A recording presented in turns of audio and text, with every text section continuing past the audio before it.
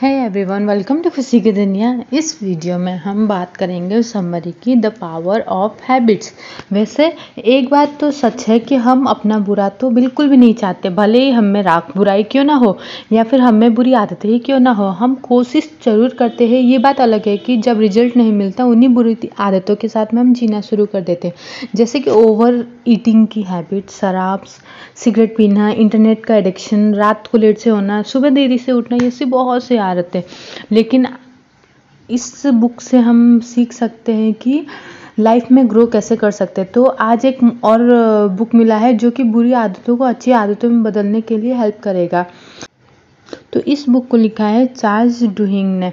तो इसमें हम बात करेंगे कैसे हैबिट्स काम करते हैं और जैसे हम हैबिट्स लूप को अप्लाई कर सकते हैं। इस समरी में हमको ये पता चलेगा कि जिनकी कुछ बुरी आदतें हैं जो कि वो चाह करके भी नहीं छोड़ पा रहे थे और अपनी विल पावर से उन्होंने अपनी लाइफ ही बदल के रख दी। ना सिर्फ उन्होंने बुरी आदतें छोड़ी बल्कि अच्छी आदतें अपना करके आज बहुत ही बेहतर ज़िंदगी जी रहे हैं। तो अभी बहुत देर नहीं हुई है, हम भी अपनी बुरी आदतों से छुटकारा पा सकते हैं। तो चलिए स्टार्ट करते हैं नई जर्नी की, जहाँ पे हम अपने ही नए अवतार से मिलेंगे। तो चलिए स्टार्ट करते हैं द हैबिट क्योर। इसे समझने के लिए इस कहानी के बारे में हम सुनते हैं। लिसा एलन 34 साल की है। उसे 16 साल की उम्र से ही शराब और की लत लग गई थी। उसके साथ ही उसके एक और प्रॉब्लम थी, उनको ज़िंदगी भर मोटापे से परेशान थे। ऊपर से उसका $10,000 से भी ज़्यादा उधार था जो उसको चुकाना था। और मुसीबत ये है कि उसकी कोई नौकरी साल भर से ज़्यादा टिकती ही नहीं थी। बट आज जो रिसर्चर के सामने जो औरत बैठी वो एकदम अलग है। वो लिसा एकदम स्लिम फिट और खुशी से चहकती हुई नजर आ रही है। उसकी टांगे किसी रनर की तरह एकदम तोंद है। अगर उसे उसकी पुरानी फोटो से कंपेयर कर तो वो अपनी उम्र से 10 साल छोटी लगती है। और आज उसकी कोई उधारी भी नहीं है। उसने शराब पीना भी छोड़ दिया और वो 3 सालों से एक ग्राफिक डिज़ाइन फॉर्म में जॉब कर रही है। तो आखिरी बार तुमने कब सिगरेट की थी? एक रिसर्चर ने लिसा से पूछा। तो लिसा ने जवाब दिया, कोई 4 साल हो गए होंगे। मैंने 60 पाउंड वेट लॉस किया और एक मैराथन भी पूरी की है। इतना ही नहीं बल्कि मास्टर की डिग्री के लिए पढ़ाई भी करी और खुद का एक घर भी लिया है। कुल मिलाकर के लिसा की ज़िंदगी में बहुत सारी पॉजिटिव चीज़ें हुई है और हो रही है। तो पिछले 3 सालों से साइकोलॉजिस्ट और न्यूरोसर्जिस्ट बाकी रिसर्चर ने लिसा के साथ 23 और लोगों को भी स्टडीज़ किया। उन लोगों में से कोई शराबी था, तो कोई जेम्स ब्लॉगर, तो कोई अपने मोटापे से परेशान था और किसी को शॉपिंग की लत लगी हुई थी। नेशनल इंस्टीट्यूट ऑफ हेल्थ ने इस रिसर्च को फंड किया था। तो यहाँ पे लिसा और बाकी लोगों में एक चीज़ कॉमन थी, वो ये थे कि उन सब ने बहुत कम वक्त में अपनी बुरी आदतों से छुटकारा पाया था और एक्सपर्ट्स यही जानना चाहते थे कि इसके पीछे राज क्या है। तो रिसर्चर्स ने उन सब की डेली रूटीन को मॉनिटर करने के लिए सबके घर में कैमरा लगवा दिया। सबको MRI ब्रेन स्कैन से भी गुजरना पड़ा क्योंकि सबको सिगरेट, शराब और खाने की लत लगी हुई थी। मुझे पता है तुम ये कहानी पहले भी सुना चुकी हो, पर प्लीज़ क्या तुम फिर से बता सकते हो कि तुमने सिगरेट की लत कैसे छोड़ी? तो रिसर्चर ने पूछा और फिर लिसा एक बार कहानी बताने लगी। लिसा छुट्टियों में घूमने के लिए कायरो यानी कि इजिप्ट गई हुई थी। इसके कुछ महीने की पहले की बात है। लिसा का हस्बैंड एक दिन काम से घर लौटा और आते ही लिसा से बोला कि उसे डिवोर्स चाहिए क्योंकि उसे किसी और लड़के से प्यार हो गया था। ये सुनकर के लिसा के पैर और तले जमीन छूट गए। उसे यकीन नहीं हुआ, पर सच्चाई उसके सामने थी। उसका पति जो किसी दूसरी औरत को चाहता था, अब लिसा के साथ एक पल भी नहीं रहना चाहता था। लिसा बुरी तरीके से टूट गई थी। अपने गम को भुलाने के लिए उसने शराब और सिगरेट का सहारा लिया, पर फिर भी उसके दिल को चैन नहीं पड़ा। लिसा ने उसके पति और उसके गर्लफ्रेंड का पीछा नहीं छोड़ा। वो जहाँ जहाँ जाते लिसा उन्हें फॉलो करती। वो अपने पति के गर्लफ्रेंड को आधी रात को फ़ोन करती और फ़ोन रख देती। फिर एक रात लिसा नशे की हालत में उसके पति के गर्लफ्रेंड के घर पहुंची। उसने वहाँ खूब तमाशा किया। वो उस लड़की को उल्टा सीधा बोल रही थी और जोर जोर से दरवाज़ा पीट रही थी। लिसा ने गुस्से में उसका घर तक जलवाने की धमकी दे डाली। ये उसकी ज़िंदगी का सबसे बुरा दिन था। उसने खुद को पहले इतना मायूस और अकेला कभी नहीं पाया था। फिर अचानक उसे याद आया कि उसे हमेशा से पिरामिड देखने के लिए इजिप्ट जाना चाहते थे। अभी उसका क्रेडिट कार्ड का लिमिट भी बचा हुआ था। तो लिसा ने ट्रिप पर जाने का फैसला किया। कैरो पहुंचने के बाद पहली सुबह की बात है। पास ही में एक मस्जिद से आती हुई आवाज़ से उसके नींद टूट गया और उसका कमरा अंधेरे में डूबा हुआ था। जेटलिंग की वजह से उसका सिर बहुत चकरा रहा था और लिसा को सिगरेट की तलब महसूस हुई। उसने अंधेरे में लेटे हुए उसने सिगरेट जलाई और ये क्या, तो प्लास्टिक के जलने की बदबू आ रही थी। असल में जिसे सिगरेट समझ कर जला रही थी वो एक पेन था। वो बहुत बुरी तरीके से इरिटेट हो गए थे। पिछले कुछ समय से वो बेहद परेशान, नाराज और तंग महसूस करती। उसे कभी खुद पे तरस आती और कभी खुद पे नाउम्मीदी फील होती और रातों उठ करके बहुत उल्टा-सीधा खाती थी और रोती थी। एक तो उसके पास कोई नौकरी नहीं थी और दिन ब दिन उसका वज़न बढ़ते ही जा रहा था। एक तरह से उसकी ज़िंदगी बर्बादी के कगार पर खड़ी हुई थी, यहाँ तक कि उससे एक सिगरेट भी नहीं जल पाते थे। कुछ महीने ऐसे ही गुज़र गए। फिर एक दिन लिसा ने फैसला किया कि वो बिस्तर से उठेगी, शावर ले ली और होटल गई। उसने एक स्विंग जाने का फैसला किया जहाँ पे दूर-दूर तक रेगिस्तान फैले हुए हैं। लिसा ने सोच लिया था कि वो अपनी ज़िंदगी इस तरीके से बर्बाद होने नहीं देगी। उसके जीने का कोई मकसद ढूँढना ही होगा, कोई ऐसा मकसद जो कि उसकी लाइफ़ को एक दिशा दे। उसने फैसला किया कि वो नेक्स्ट टाइम फिर से वहाँ आएगी, डेज़र्ट में आएगी, चाहे कुछ भी हो जाए वो अपना गोल पूरा करेगी। उसे अपना एक आइडिया काफ़ी क्रेज़ी लगा। एक तो वो ओवरवेट थी और उसके पास कोई पैसे भी नहीं थे। पर उसने खुद को चैलेंज कर लिया था कि अब वो उस चैलेंज को पूरा करने के लिए कुछ भी कर सकते थे। पहले उसने सोचा कि पहले तो उसे सिगरेट छोड़नी होगी। ठीक 1 साल बाद ही लिसा और 6 लोगों का एक कारवां इजिप्ट के लिए रवाना होना था। लिसा ने जो वादा खुद से किया था उसने पूरा कर दिखाया। जिस पर लिसा ने स्मोकिंग छोड़ने का विचार किया था, उसी दिन टाइम से ही उसकी ज़िंदगी बदल गई थी। फिर अगले 6 महीनों में लिसा ने सिगरेट की लत छोड़ने के लिए जॉगिंग करना स्टार्ट कर दिया। उसने अपने बिंज ईटिंग पर काबू पाने के लिए हेल्थ डाइट का सहारा लिया। वो टाइम से सोती और टाइम से उठती। नींद पूरी हो जाने की वजह से उसकी प्रोडक्टिविटी में भी इजाफा हुआ। वो एक भी पैसा फालतू खर्च करने के लिए नहीं यूज़ करती थी। लिसा ने मैराथन जॉइन किया। वो फ्यूचर के लिए सेविंग्स कर रही थी और उसने एक नया घर भी खरीदा। रिसर्चर्स ने निशा के ब्रेन में एक ओल्ड पैटर्न्स देखे। एक ओल्ड हैबिट अभी भी थी पर अब पहले से कमज़ोर थे। उसके ब्रेन में न्यू पेटल बन गए थे जो काफ़ी स्ट्रॉन्ग थे और उसे नई आदतों से कनेक्ट करते थे। लिसा रिसर्च एक्सपर्ट की फेवरेट सब्जेक्ट थी क्योंकि वो उसके ब्रेन स्कैन बहुत ही क्लियर थे, यानी कि उसने अपने ब्रेन को रिवायर ही कर लिया था। जिसी के साथ आगे जर्नी में बात करते हैं कि हैबिट्स कैसे काम करते हैं। 1933 में यानी कि 19 यूजन कोली नाम का एक पर्सन आया। वो 6 फुट से भी लंबा और एक उम्र दराज आदमी था और एक ब्लू बटन डाउन शर्ट पहने हुए था। उसके बाल रुई जैसे सफ़ेद थे और शायद अर्थराइटिस की वजह से वो धीरे धीरे चल रहा था। मेडिकल लिटरेचर में ऐसे लोगों को ईडी बोला जाता है। 1 साल पहले की बात है। उसे यूजिन की तबीयत अचानक से ख़राब हो गई। उसे उल्टियाँ आ रही थी और पेट में भयंकर दर्द महसूस हो रहा था। बार बार उल्टी करने के कारण उसे डिहाइड्रेशन महसूस हो गया था। उसकी वाइफ उसे हॉस्पिटल लेकर आई। उस वक्त यूरिन को बहुत तेज़ बुखार था। तेज़ बुखार की वजह से उसकी दिमागी हालत भी ठीक नहीं थी। नर्स ने उसके बाजू में जब आईवी लगाने की कोशिश की तो वो एकदम अग्रेसिव होकर के लात मारने लगा। उसकी हालत देखते हुए डॉक्टर ने उसे बेहोश कर दिया और बेहोशी की हालत में डॉक्टर ने उसके पेट पर यानी कि रीढ़ की हड्डियों पर सुई चुभो करके कुछ फ्लूइड जैसा निकाला और देखते ही समझ गए कि यूरिन को क्या प्रॉब्लम है। आमतौर पर इंसान की ब्रेन और स्पाइनल कॉर्ड पे पाया जाने वाला फ्लूइड एकदम क्लियर होता है और तेज़ी से फ्लो करता है जैसे कि कोई सिल्क का धागा सुई से निकलता है। पर यूजिन की बॉडी से जो निकल रहा था वो एकदम अलग था, जो देखने में गंदा और चिपचिपा था। जांच करने पर पाया गया कि उसको एक वायरस इन्फेक्शन हो गया है जो कि इस तरह का होता है जो माइल्ड इन्फेक्शन, फीवर्स और डिसेशन हो जाती है। वैसे तो ये हार्मलेस माना जाता है बट ब्रेन पे पहुंच जाए तो ये वायरस जानलेवा भी साबित होता है। वायरस एंटीफ्लाइट ब्रेन में जाने के बाद ब्रेन के डेलिकेट टिश्यूज को खाने लगता है। एक तरफ से बोले तो ये हमारे विचार और शब्दों को खाने लगता है।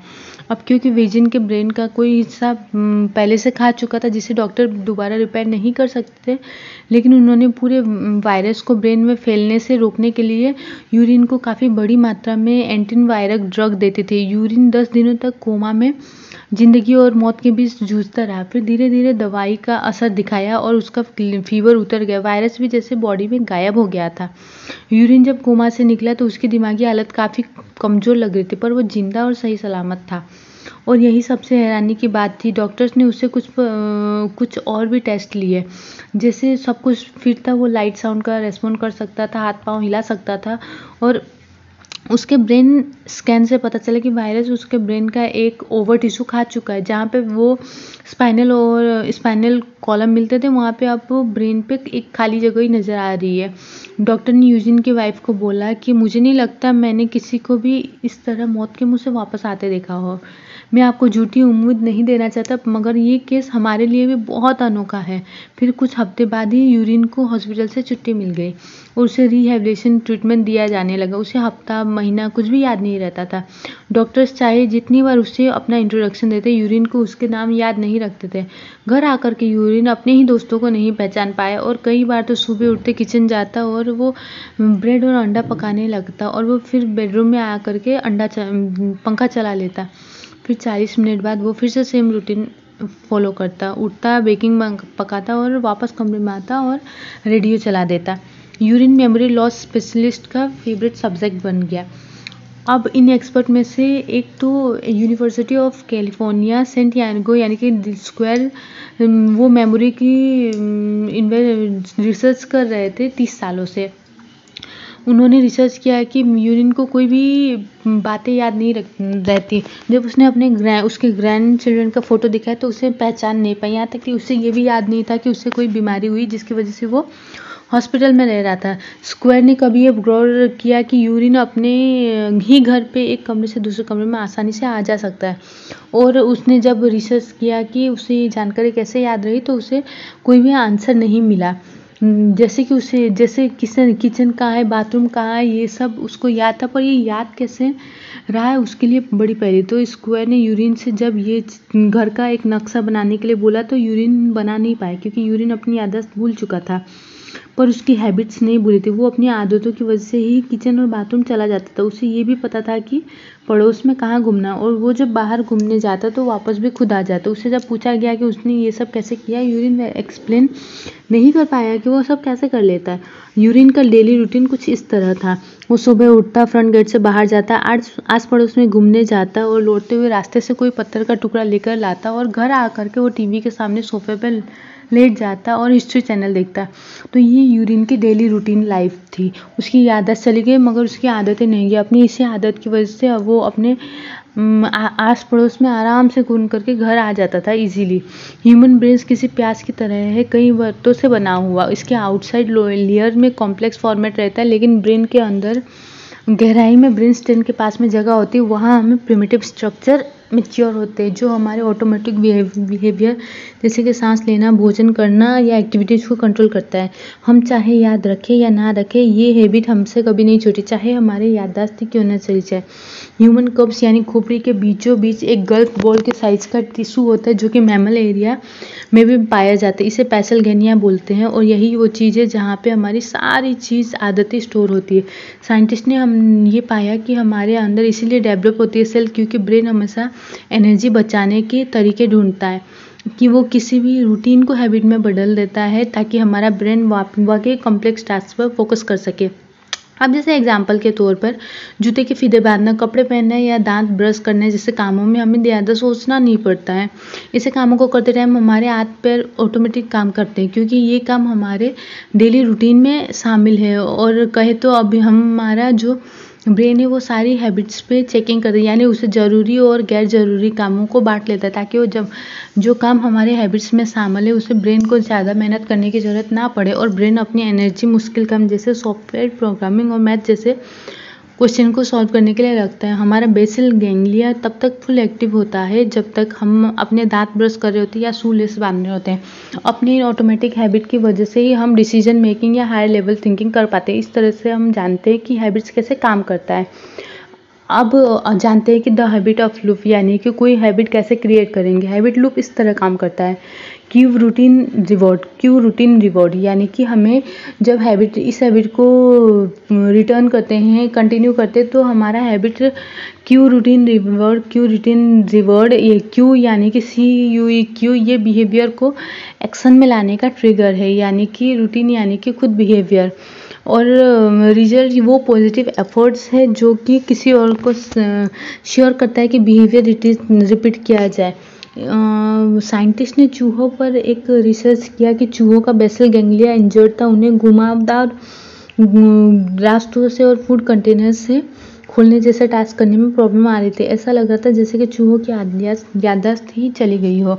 साइंटिस्ट ने एक एक्सपेरिमेंट किया कि उन्होंने चूहों को बेसिक रूटीन करने के लिए ऑब्जर्व करेंगे। उन्होंने चूहों के दिमाग में एक छोटे-छोटे वायर्स इंसर्ट कर दिए ताकि उनके ब्रेन में हो रही सारे एक्टिविटीज़ को मॉनिटर किया जा सके। उन्होंने चूहों के खोपड़ी में वायर इंसर्ट किए जिसमें कि सेंसर थे, जिसमें सारी इन्फॉर्मेशन उनके कंप्यूटर में ही स्टोर होती थी। चूहों को कोई टी शेप वाले ट्रैक में छोड़ दिया गया जिसमें कि चॉकलेट रखी हुई थी। टास्क ये था कि हर चूहे को चॉकलेट ढूंढने से पहले पार्टीशन रखी गई चूहों को बाकी ट्रैक से अलग करती थी। फिर एक जोर की क्लिक साउंड के साथ में वो पार्टीशन हटा दी जाती और जो चूहों के लिए चॉकलेट ढूंढना एक ट्रिगर था।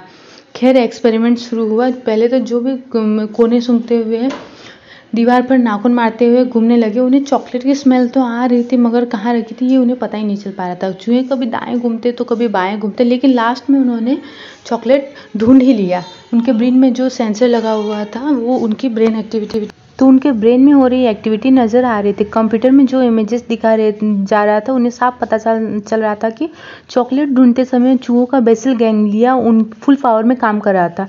जितनी बार में चूहे दीवार में स्क्रैच मार रहे थे या हवा में नाक उठाकर सूंघने की कोशिश कर रहे थे, उनका बेसल गैंग्लिया एक्टिविटी से भरा हुआ था। साइंटिस्ट की टीम ने इस एक्सपेरिमेंट को कई बार रिपीट किया।